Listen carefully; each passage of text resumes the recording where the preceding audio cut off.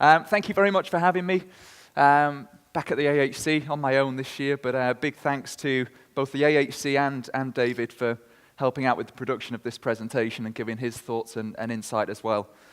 Always invaluable. So, Brace for Impact. Quite a strong title. Suggests something of a crash landing, but hopefully that's not going to be the case. As was mentioned, I'm Joe, Associate Director at CBRE Hotels, and I'm going to take you through the UK hotel market in numbers, and there may be a little bit of time for some questions at the end as well.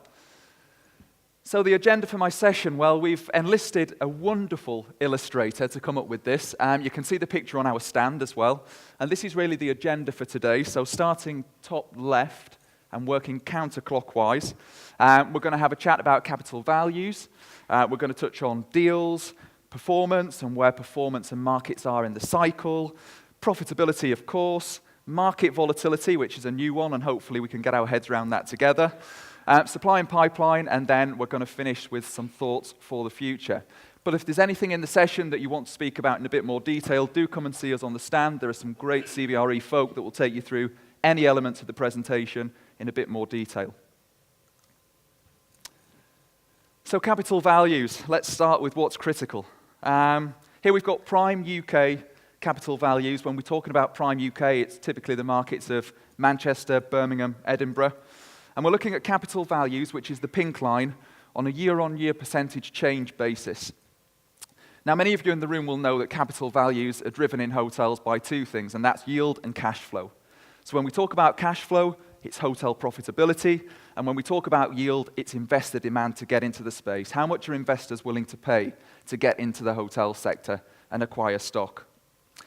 So from 2013, you can see that we've got a perfect storm, if you like, of profitability growth in the hotel space, which is that dark green bar, and then you've got increasing appetite from the investment community, which is driving down yields, pushing up EBITDA multiples, and as a result, we see some fantastic capital value growth in that period. Coming up to the present day, and you can see that yields are pretty much flat. There's not a great deal of profit growth in the market. Do we expect yields to sharpen any further this cycle?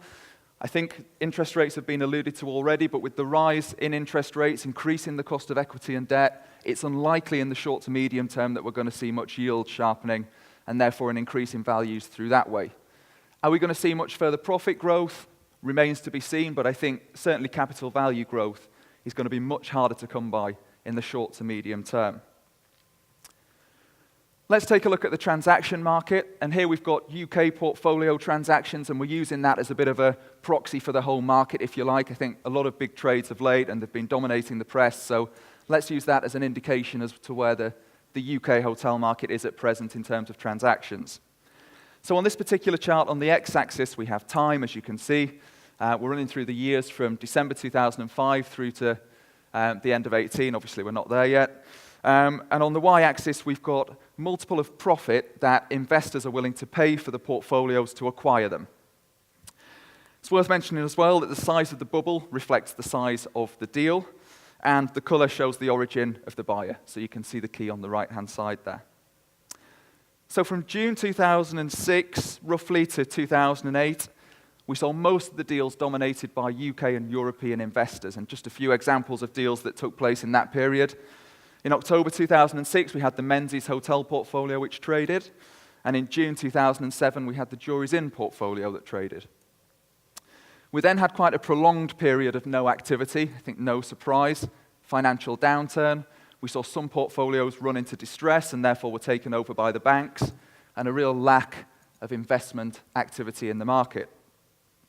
Came around to December 2011 and we started to see a bit of activity returning.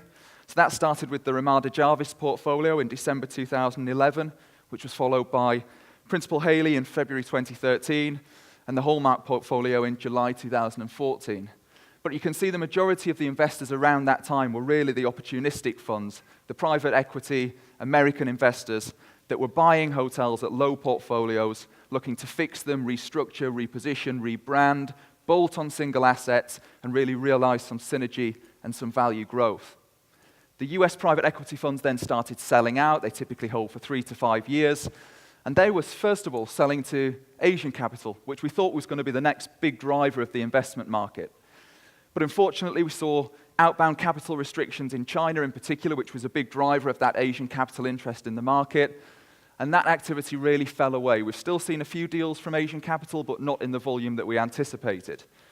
And so we've really come full circle in terms of buyers. If you look at where we are now, we've got the UK and the domestic investors back in the space, and they're buying at pretty similar EBITDA multiples or prices relative to profit as what we saw back in 06 and 07 before the crash.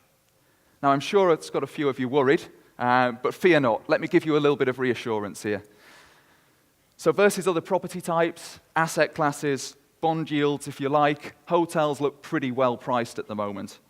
And I think we've also got to bear in mind that during this 10-year period, the hotel sector has become so much more sophisticated. There's more data, there's greater transparency. A lot of these investors have hotel-specific teams now with a great wealth of knowledge to make better decisions in the space. So hopefully that stands us in greater stead for the future success of the sector. So that's investment done, that's values done. Let's go into performance. I'm going to take a sip of water. Let you digest this one for a second.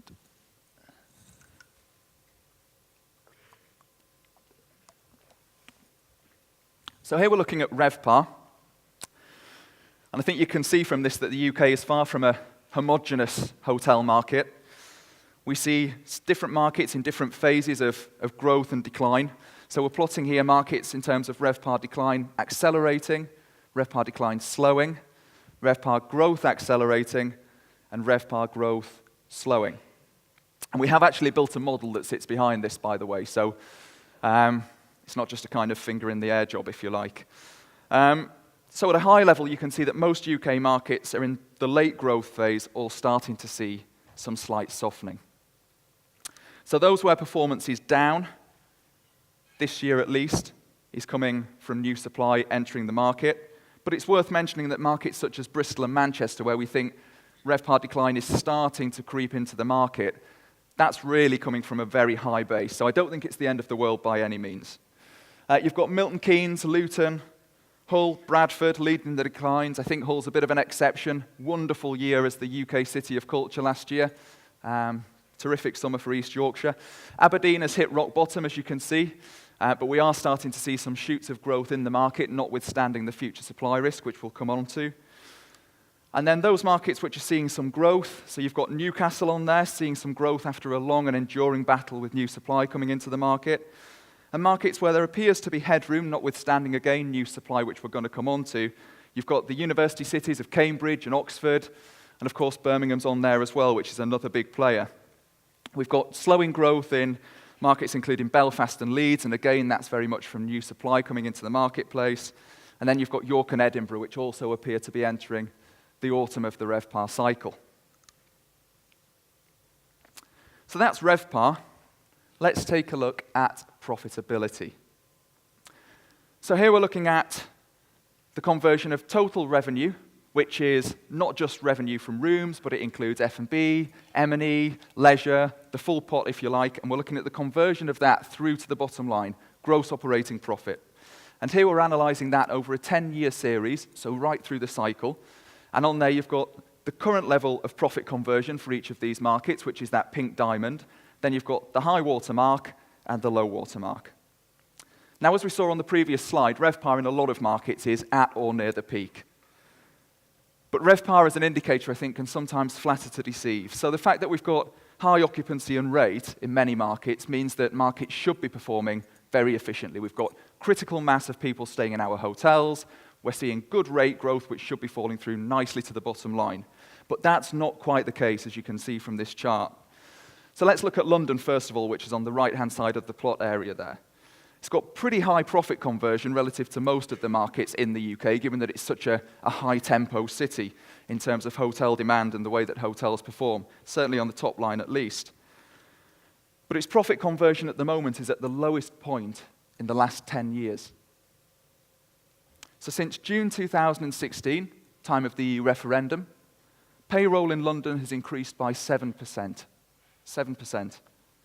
Birmingham's fighting a similar battle. Payroll there up 7.6% over the same period. And here in Manchester, payroll is up 8.6%. So quite a significant increase.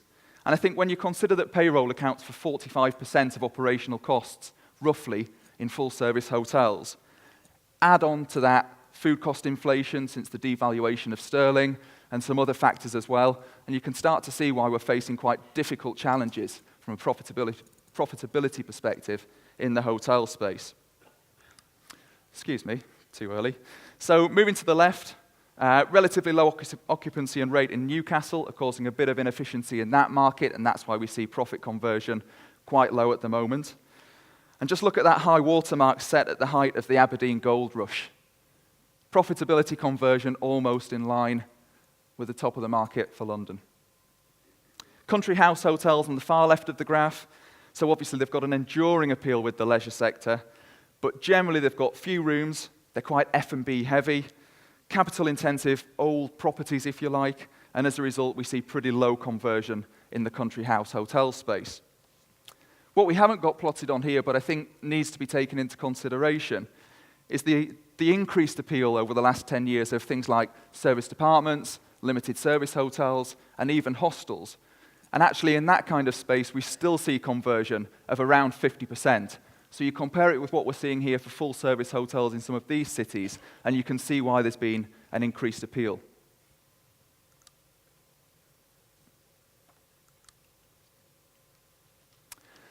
Okay, so this one might leave a few of you scratching your head, but come and have a chat with me afterwards and I'll explain it in a bit more detail. So we're looking at return and risk at a market level. So we're plotting the key markets that you saw on the previous chart, and we've got annualized profit growth over the last 3 years on the y-axis, and we've got income return volatility through the last 10 years, which is through the cycle, along the x-axis. And when we say income return volatility, we mean how much has profit gone up and down in that market over the last 10 years? How turbulent has the last decade been for these particular markets? Now, the color of each dot that's plotted on there basically reflects the risk-adjusted return of each market. So, Edinburgh on there is the brightest green. It's the top UK market in terms of income return versus volatility over the last 10 years. So Edinburgh's seen some great growth in the last 3 years of short-term in terms of profit, but also if we look at Edinburgh through the cycle, it's been pretty resilient. And why is that? Similar to London, it's got great diversity of demand. You've got international guests, you've got domestic guests, you've got a good balance of leisure, MICE, corporate guests, and all of that helps to insulate hotel markets against external shocks. So London is very similar. It's a pretty low-risk market. We saw that through the financial crisis. But not a great deal of growth lately, partly because of new supply that's coming into the market. If we move a bit further along to the other side of the plot area, I'll touch on Cardiff, given it's a bit of an outlier. So profit growth of 4.7% compounded over the last 3 years, which is pretty phenomenal growth, certainly in terms of the bottom line. But it's had a pretty tough recession. New supply coming online in that market over the last 10 years, spikes in event-related demand, and that's all made the last decade a pretty turbulent time in the Cardiff hotel market. And therefore, in terms of the volatility of the market, we see quite a high reading here. Now, it must make clear that different operators and owners obviously have different risk and return demands from the market, and appetites for risk, as I say. And here we're looking at a strategic macro level, but it's worth mentioning that each asset and asset management initiative, of course, has its own unique risk and return characteristics. So let's move on to supply, and here I've given you loads of markets to go at. So we've got year-to-date occupancy along the x-axis and confirmed pipeline as a percentage of existing supply along the y-axis. If that's not enough, the size of the bubble represents the size of the market, and the color of the bubble demonstrates supply risk, which is the pipeline increase relative to occupancy. So we're making the assumption that if a hotel market has greater levels of occupancy, then it's in better stead to absorb all of that new supply that's coming on board. So let's give Aberdeen a bit of a kick in again. Early signs of RevPAR recovery, but occupancy still pretty underwhelming, I think it's fair to say, and quite a lot of new supply that's working its way through still in that market. Bradford finds itself in quite a vulnerable position. Only 2% supply growth expected, but occupancy dwindling around the 65% mark. Markets that find themselves in the sweet spot, and by that I mean with an occupancy of over 75% and a pipeline lower than 6% in terms of the increase on existing room supply, we've got Nottingham, Swansea, Portsmouth, Brighton, and Exeter. And then low occupancy, albeit over 70%, which isn't exactly low, but low in relative terms for the UK at the moment. And with a material pipeline, we have markets such as Leicester, Luton, and Hull. Those markets with high occupancy, but a pretty chunky pipeline, include Plymouth, York, Edinburgh, where we're expecting a 17% increase on existing room supply, Liverpool, 18%, Glasgow, 20%, and Heathrow, 24%, which equates to 3,131 confirmed pipeline bedrooms. Sorry, I'll just go back to that because it's probably worth touching on London as well, that great behemoth of a bubble that you can see in the middle of the chart there. So London, overall, we're expecting an 8% increase in existing room supply, but it's probably worth mentioning that London's such a large market and there are so many sub-markets that sit within that we do expect the pipeline to be more acute in particular areas, one being the City and Shoreditch. So just to summarize, and again, I'm going to take you around our illustration, value creation has become more challenging, and we've gone full circle on investors and pricing. But on a relative basis, I think it's fair to say, at least at CBRE, we think pricing looks fairly sound. Many UK markets are in the autumn of the cycle in terms of RevPAR, but rising operational costs, particularly payroll, are dragging on profit conversion. You can look to Edinburgh for high risk-adjusted market returns, but beware of new supply because along with Liverpool, Glasgow and Heathrow, it's becoming something of a development hotspot. Of course, I'm going to leave you with some thoughts for the future, and to do this we've used our CBRE Opportunity Ratings engine. It's something like a SWOT. So the orange line is short-term, the green line is long-term. If it's plotted at number 5, it's an exceptional opportunity through to 1, which would suggest it's a threat. And I'm going to start at the top of the clock. So global travel and tourism, in the long term, it's going to boom. We've got the rise of the experience economy, we've got growing middle classes in emerging economies with a huge appetite for travel, and we've got greater overall mobility and cheaper and faster travel. Travel and tourism will outpace global GDP over the next decade. In terms of UK hotel demand, that boom in travel and tourism should increase overnight demand for UK hotel stock. The UK is 5th in the World Travel and Tourism Competitiveness Index, and the areas it ranks most highly in include natural and cultural resources and infrastructure, which are very hard for competing destinations to replicate. The UK, of course, has a fantastic overseas identity and appeal. Yes, supply risk is becoming more acute in many UK markets. Current high performance is, of course, making development look attractive, but longer term, the threat does look a little more benign. And we are going to be left with some terrific new hotel product that will only help to elevate the UK's appeal as a place to do business and as a place to visit. In terms of market disruptors, strong top-line performance growth that we've seen since the financial crisis has coincided with rapid expansion of home-sharing platforms such as Airbnb. And for me, that would suggest that the two can actually coexist. Alternative accommodation options have increased the accessibility of travel for people of different needs and with different budgets, which has actually only helped the industry as a whole. I think things like Airbnb have been a great catalyst for innovation in the hotel sector. And longer term, we think the threat should ease a little as Airbnb muscles in on the hotel distribution space and puts a little bit more pressure on terms and levels of commission. Tech's been spoken about a lot, of course, and some hoteliers using tech are able to do that to offer a more seamless guest experience and, of course, put less human resource to greater effect. And this can help to mitigate the impact of the payroll inflation that we've looked at throughout this presentation.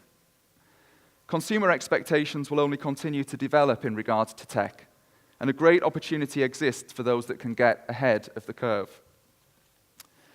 In terms of investor demand, UK deal volumes at the moment are buoyant. In fact, they're very buoyant.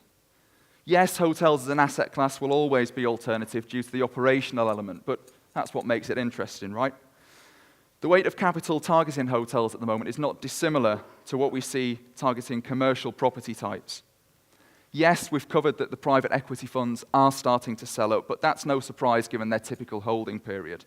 And actually what we're seeing now is a lot of institutional capital coming to the fore. And their hunger is taking them beyond the vanilla, long-dated leases that we've seen them previously investing in, and into management contracts and the world of franchise agreements. So that brings me to the end of my presentation. I think it's fair to say no need quite yet to brace for impact, but more prepare yourselves for a soft landing. Thank you very much for listening.